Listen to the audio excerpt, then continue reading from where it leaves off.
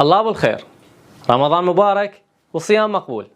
بس اكو ملاحظة نلاحظها بهذا الشهر. عزيزي وعزيزتي، ترى اللي يصوم لنفسه، وهالشي بينك وبين رب العالمين. يا عزيزتي يعني مو تصومين وتشعلين الستوريات بمنشوراتك اللي تفطر. شوفون مبين عليه تعب الصيام، لو اوف شي خلص وقت الصيام. بعدين تعاي ايش هالصيام اللي صار بيه المكياج عادي، وهاي عود هي صايمه. لا والكارثه اللي صرنا نشوفها، صايمه وتنشر بدون حجاب، هاي عود هي صايمه. لو الملابس اللي اساسا هي مو يم حرمه رمضان، وهاي عود هي صايمه. ادري بس اريد افتهم، انتم صايمين لرب العالمين لو جتكم فرصه حتى تصعدون بها مشاهدات الستوري مالتكم. البعض طبعا.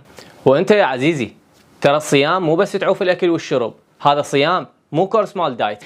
يعني لازم وياها سد عينك ولسانك واذنك ودع الخلق للخالق. حتقول لي شنو هنا تقول دع الخلق للخالق وقبل شويه نزلت علينا بالحج؟ حقول لك صح، بس انت تدري النبي عليه الصلاه والسلام نهى عن الاجهار بالافطار. الاجهار، وهسه بوقتنا صرنا نشوف شهر رمضان شهر عادي حاله حال باقي الاشهر. عمي رجعوا صوموا وخلصوا نهاركم كله نوم، بس وقعدوا فطروا ولا تحملون منية صيامكم. وعد الصلوات مو مهم اذا كلهن تطبقوهن يا المغرب. المساله مو بس مساله دين، ترى مساله ذوق واخلاق واحترام. صوم لربك ولنفسك، واذا فاطر افطر لنفسك وانت وربك، يعني لا تاثر على غيرك ولا تبين انه انت فاطر، لا وتتباهى بهذا الشيء. بالختام، الصيام انفرض على كل مسلم وهو شهر واحد، يعني 30 يوم بس. ما مطلوب شيء منكم، يا اما تندلون طريق رب العالمين بهاي الكم يوم، او تخلون الناس تصوم بامان الله. والله يهدي الجميع. سلام.